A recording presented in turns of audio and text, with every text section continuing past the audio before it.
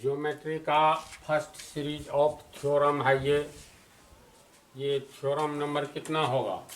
13।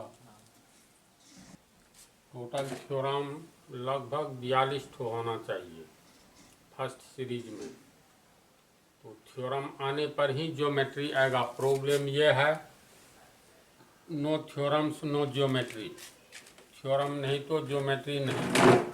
इसलिए थ्योरम का कंसेप्ट अच्छा से लेते जाओ।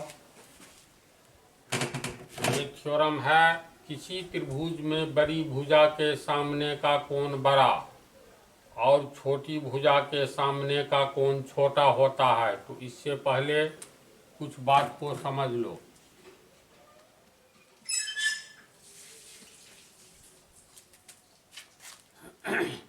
मान लेते हैं ये एक सरल रेखा है,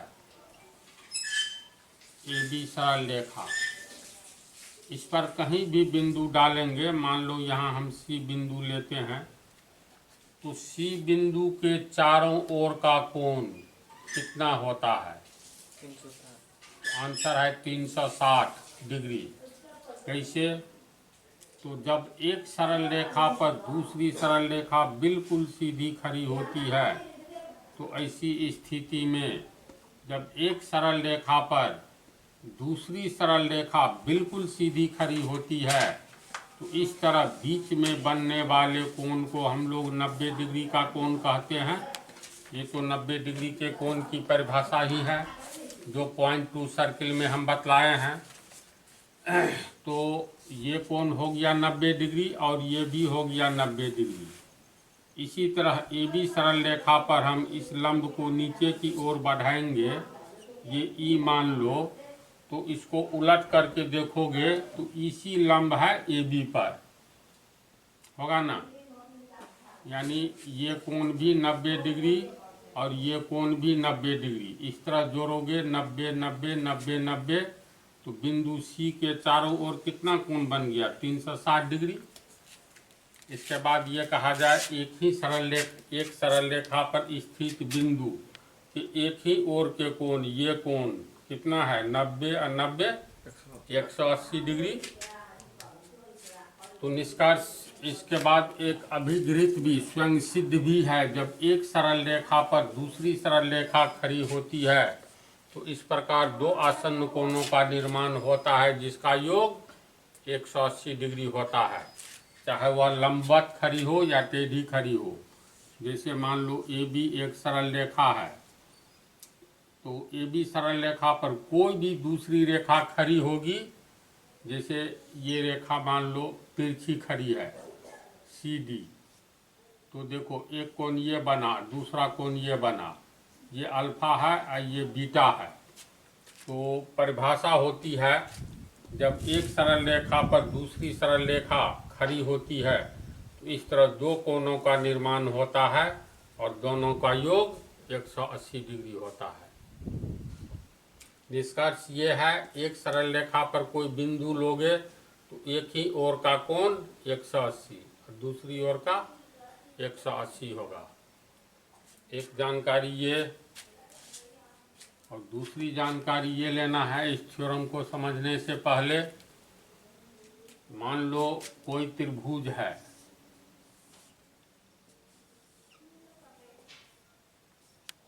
ABC, तो किसी त्रिभुज की किसी भुजा को हम बढ़ाएंगे, चाहे आगे की ओर बढ़ावे या पीछे की ओर, ऊपर की ओर बढ़ावे या नीचे की ओर, तो इस प्रकार बना बहिष्कोण दो अभिमुख अंतः कोणों के योग के बराबर होता है। ये थ्योरम पहले बतला दिए हैं। अगर मान लेते हैं हम BC रेखा को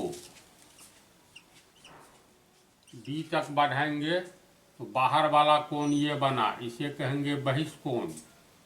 तो अगर ये कोण मान लेते हैं अल्फा है और ये कोण थीटा, बीटा और ये गामा है, तो त्रिभुज की किसी भुजा को आगे की ओर बढ़ाई जाए तो इस प्रकार बना बहिष्कोण।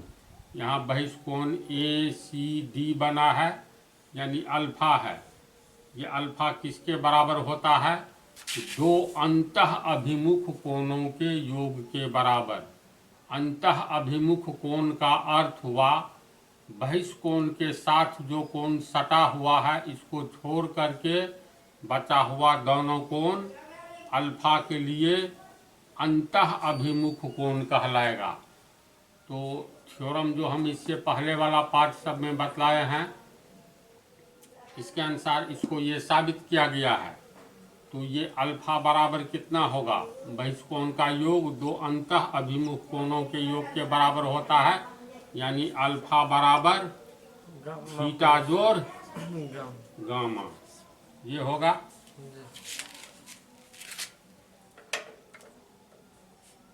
इसको अन्य उदाहरण से ऐसे समझ सकते हो, त्रिभुज के तीन कोणों का योग 180 डिग्री होता है। तो मान लेते हैं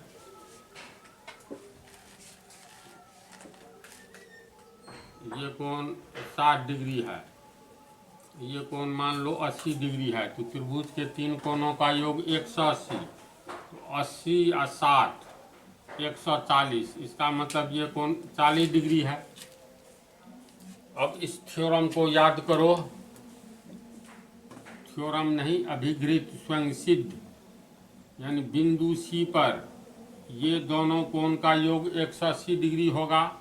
ये 40 है, इसका मतलब ये 140 डिग्री होगा। 140 40 80, अब ये देखो 140 होगा। तो थ्योरम के अनुसार किसी त्रिभुज की एक भुजा को बढ़ाई जाए तो इस प्रकार बने बहिष्कोण दो अभिमुख अंतः कोणों के योग के बराबर होता है। तो ये देखो 80 डिग्री या 60 डिग्री जोड़ेंगे तो 140 डिग्री हो जाता है। इसका योग ये 140 डिग्री है, होगा ना। तो ये थ्योरम पहले वाला पार्ट में पढ़ा दिए हैं, इसका भी इसमें काम है।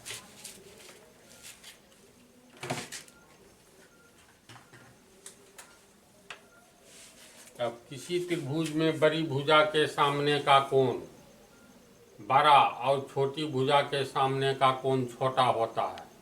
तो एक त्रिभुज बनाएंगे जिसमें एक बड़ी भुजा एक छोटी भुजा, भुजा तो तीन होती है, कोई दो भुजा का उदाहरण दिखा करके इस थ्योरम को साबित किया जा सकता है। तो मान करके चलो हम लोग एक त्रिभुज बनाते हैं।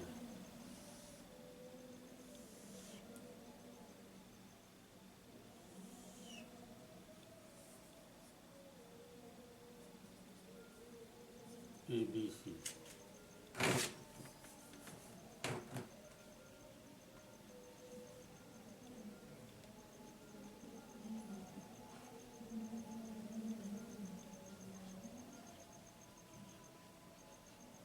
माना कि त्रिभुज ABC में AB छोटी भुजा है और AC बड़ी भुजा है, यानी AB छोटी एवं AC बड़ी भुजा है। यानी AC बड़ा है, AB छोटा है, तो बड़ा वाले की ओर ये दो ठो पार्ट रहता है, यानी AC बड़ा है। किससे? AC बड़ा है AB से, ये हम लोग माने हैं। तो इसमें साबित करना है बड़ी भुजा के सामने का कोण। तो बड़ी भुजा तो AC है, AC के सामने यहाँ खड़ा होंगे तो ये कोना B दिखाई देता है, यानी AC भुजा के लिए कोण ये हुआ AC के सामने वाला, बड़ी भुजा के सामने वाला। और AB यहाँ पर खड़ा हो जाए तो ये कोना C दिखाई देता है, तो AB भुजा के सामने का कोण ये C हुआ। तो हमें साबित क्या करना है? हमें साबित करना है कि बड़ी भुजा के सामने का कोण यानी AC के सामने का कोण B बड़ा होगा छोटी भुजा AB के सामने के कोण C से, ये साबित करना है ना। लिखेंगे हमें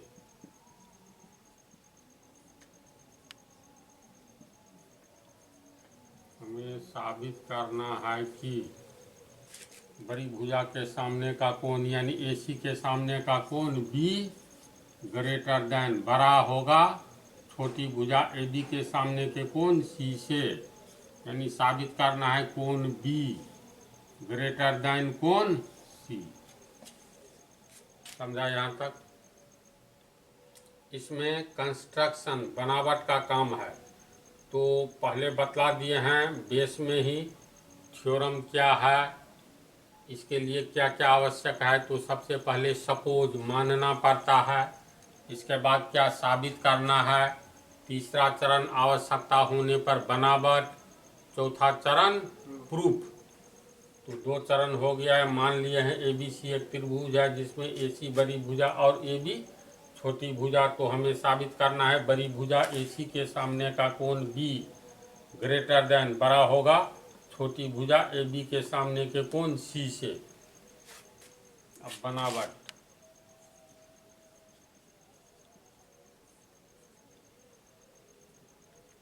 AB का कुछ लंबाई होगा, मान लेते हैं ये x है 10 सेंटीमीटर। तो अगर AB है 10 सेंटीमीटर तो AC तो बड़ी भुजा है, 10 से बड़ा होगा 11 सेंटीमीटर, 12 सेंटीमीटर, 13 सेंटीमीटर कुछ होगा। तो इसीलिए AB के बराबर AC बड़ी भुजा में से AB लंबाई AC में से काटेंगे। तो ये AB है ना इतनी बड़ी, इसमें से इतनी बड़ी भुजा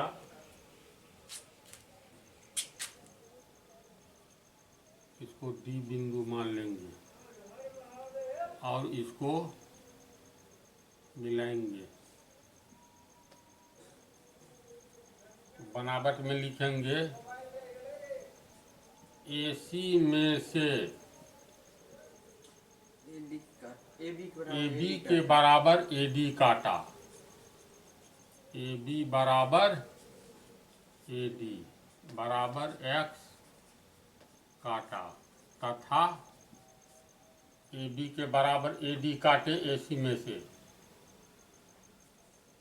तथा B को D से मिलाया, तथा B को D से मिलाया। क्या देंगे बनावट में, समझा इसको? इसके बाद आ जाओ प्रूफ, प्रमाण। अब देखो त्रिभुज ABD, AB के बराबर AD काटे हैं तो AB X है तो AD भी X होगा, ये भी X हो गया। तो ये कौन सा त्रिभुज ABD की 2 भुजा बराबर है, AB बराबर AD। तो जिस त्रिभुज की 2 भुजा बराबर हो उसे समद्विबाहु त्रिभुज कहते हैं ना। और समद्विबाहु त्रिभुज में समान कोण के सामने वाला समान भुजा के सामने वाला कोण, यह है समान भुजा, सामने वाला कोण, समान भुजा के सामने वाला कोण समान होते हैं। तो लिखेंगे चूंकि त्रिभुज ABD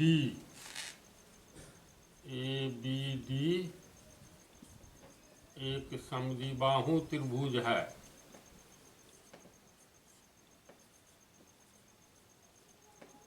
क्योंकि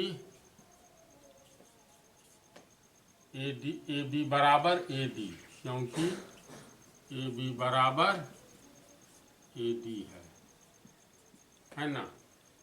इसलिए समान भुजा के सामने का कोण समान होगा।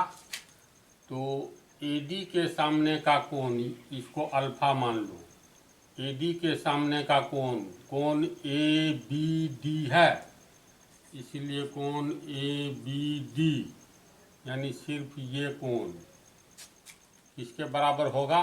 तो इस कोण के बराबर ये भी अल्फा होगा, यानी कोण ABD बराबर कोण ADB। ADB बराबर अल्फा मान लिया है। इसके बाद इस कोण को अल्फा माने है सिर्फ इतना को, तो ये कोण का तो कुछ वैल्यू होगा। इसको मान लो ये थीटा है, समझा। तो ये थीटा है और कोण सी को अकेले है तो रहने दो। अब देखो ए बी डी बराबर ए डी बी बराबर अल्फा। ये वाला पन्ना कहाँ? अब देखो त्रिभुज,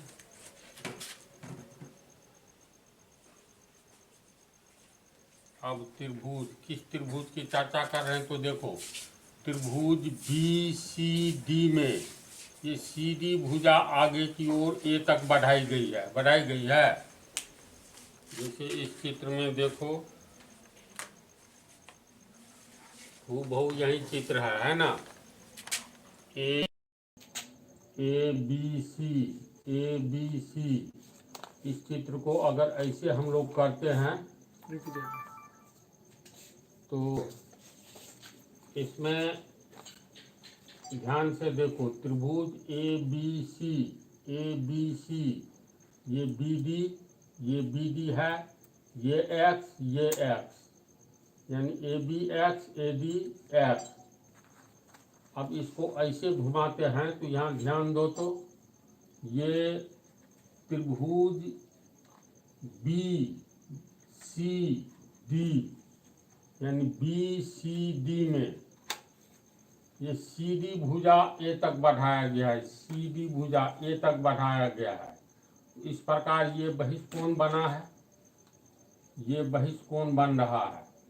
इस बहिष्कोण का योग दो अभिमुख अंतःकोणों के योग के बराबर होगा, यानी इसको हम लोग थीटा माने हैं और ये कोण सी है, तो ये कोण अल्फा है, ये भी अल्फा है। तो अल्फा इस त्रिभुज में बहिष्कोण हो गया जो दो अंतःकोणों के योग के बराबर होगा, यानी थीटा जोड़ कोण सी होगा। इसी को ध्यान से देखो, त्रिभुज बी सी डी में सी डी भुजा को ए तक बढ़ाया गया है, इसलिए बहिष्कोण बी डी ए का निर्माण होता है, अर्थात अल्फा का निर्माण होता है। तो जब किसी त्रिभुज में एक भुजा को आगे की ओर बढ़ाएंगे तो इस तरह बहिष्कोण जो बनता है वह दो अभिमुख अंतःकोणों के योग के बराबर होगा। तो अल्फा के लिए एक ये हो गया अंतः अभिमुख कोण और एक ये हो गया। तो हम लोग लिख सकते हैं त्रिभुज बी सी डी में, अब त्रिभुज बी सी डी में सी डी ए तक बढ़ाया हुआ है, सी डी ए तक बढ़ाया हुआ है।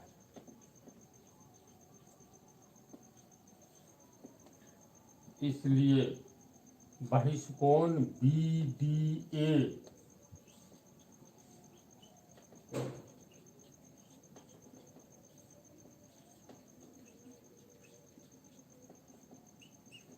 ये बहिष्कोण दो अभिमुख अंतःकोण यानी इसके और इसके योग के बराबर होगा।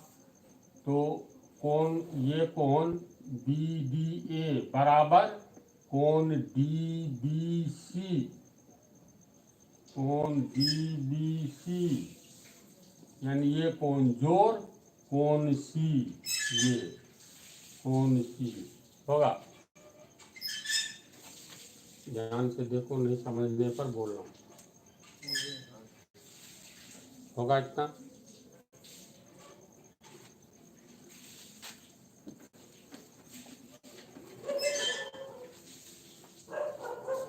अब देखो हम लोग को निकला है कोण बी डी ए, ये हो गया तुमको अल्फा बराबर डी बी सी, इसको थीटा माने हैं यानी थीटा प्लस कोण सी यानी कोण सी, इसलिए अल्फा बराबर थीटा प्लस कोण सी, इतना होगा।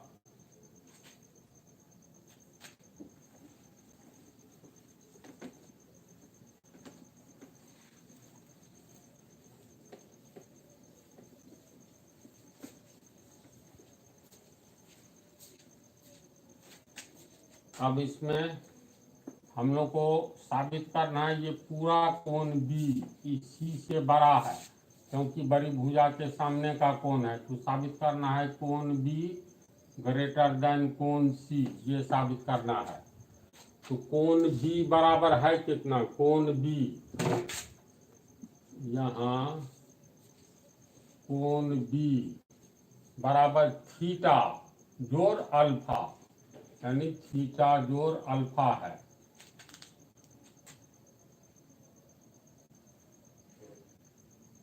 और कोण बी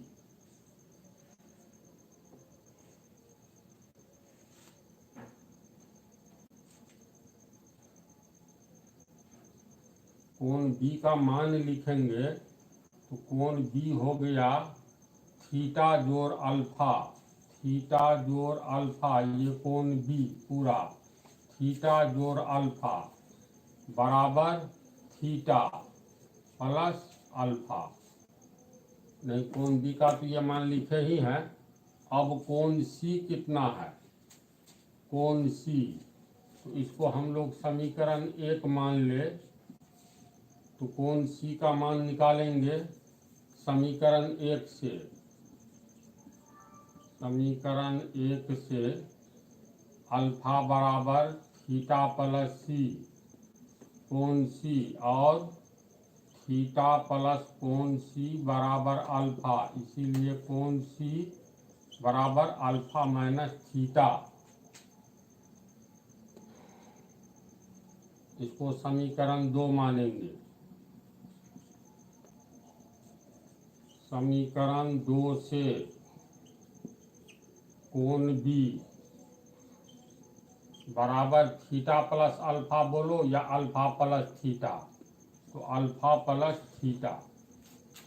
अब इस दोनों को देखने पर क्या लगता है, कोण सी अल्फा में से थीटा घटाएंगे, अगर अल्फा बराबर होगा 60 डिग्री और थीटा बराबर 10 डिग्री ले, तो अल्फा का मान 60 डिग्री या माइनस 10 डिग्री बराबर ये 50 डिग्री होगा कोण सी। और कोण बी होगा अल्फा प्लस थीटा, अल्फा है 60 डिग्री प्लस थीटा है 10 डिग्री, तो 60 है 10 70 डिग्री, यानी कोण बी 70 होगा तो कोण सी 50 डिग्री होगा। यानी यहाँ पर जो हम लोगों को निकला है वह कोण सी हो गया alpha minus theta, alpha minus theta, और ये कोण बी है अल्फा प्लस थीटा। तो निश्चित तौर पर कोण बी बड़ा है कोण सी से।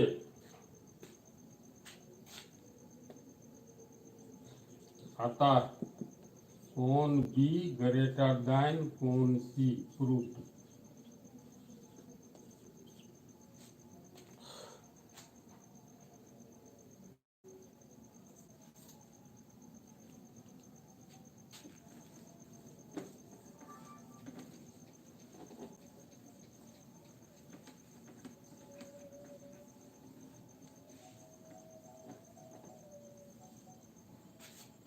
को हम लोग जैसे भी चित्र बनावे दूसरे ढंग से भी बना सकते हैं। जैसे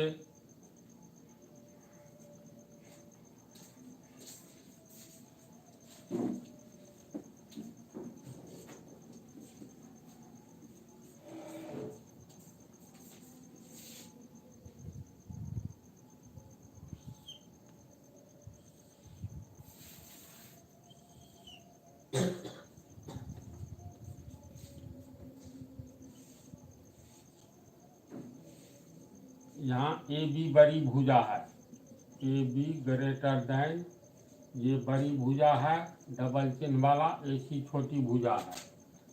तो साबित करना है बड़ी भुजा के सामने का ए बी ग्रेटर देन ए सी। बड़ी भुजा ए बी के सामने का कोण, ए बी के सामने का कोण, यहाँ खड़ा होने पर हमें ये कोण सी दिखलाई देता है, यानी ए बी के सामने का कोण सी छोटी भुजा ए सी के सामने के कोण बी से कोण सी बड़ा होगा, ये साबित करना है। ऐसी स्थिति में बड़ी भुजा के सामने का कोण बड़ा एवं छोटी भुजा के सामने का कोण छोटा होगा। तो सबसे पहले हम लोग AC बराबर AB में से काट लेंगे। AC जितना मीटर है, ये AC बराबर AB में से काटेंगे AC के बराबर। ये X है तो ये भी X काटे, इस बिंदु का नाम D दे देंगे। फिर बिंदु D को C से मिलाएंगे। अब त्रिभुज ADC में ये X है, ये X है, इसका अर्थ है ये त्रिभुज समद्विबाहु त्रिभुज हो गया। दोनों ओर से चित्र बना सकते हो। समद्विबाहु त्रिभुज के समान भुजा के सामने का कोण समान होगा।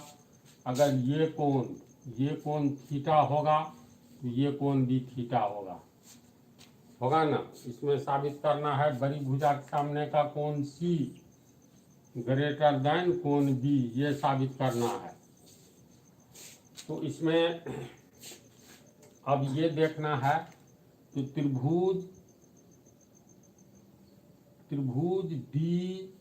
DBC की BD भुजा को A तक बढ़ाया गया है। ऐसी हालत में ये बहिष्कोण बनता है। तो किसी त्रिभुज की एक भुजा को आगे की ओर बढ़ाई जाए, इस प्रकार बना बहिष्कोण दो अंतः अभिमुख कोण के बराबर होता है। अगर हम लोग मान ले ये अल्फा है, ये कोण,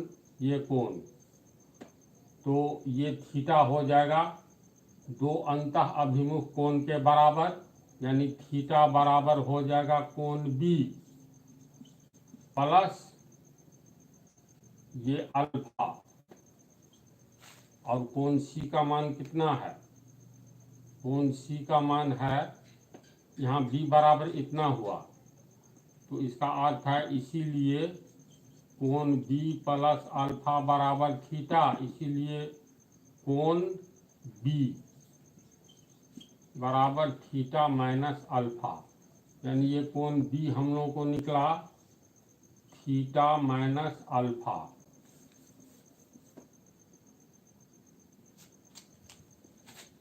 अब कोण C कितना है? तो कोण C है ये पूरा कोण theta plus alpha, theta plus alpha.